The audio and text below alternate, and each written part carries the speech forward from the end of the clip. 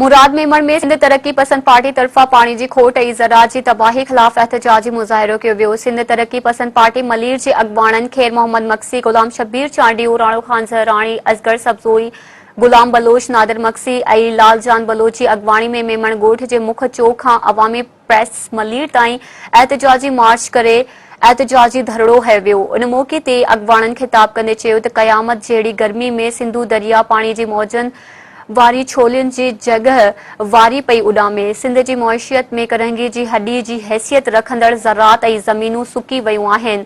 हुननि चयो त ख़ुशहाल ऐं सरसब्ज़ सिंध तेज़ी सां ॾुकार तरफ़ वधी रहियो आहे। माण्हू बुख ऐं उञ सबबि दाहूं करे रहिया आहिनि, पर हुक्मराननि खे का बि परवाह नाहे।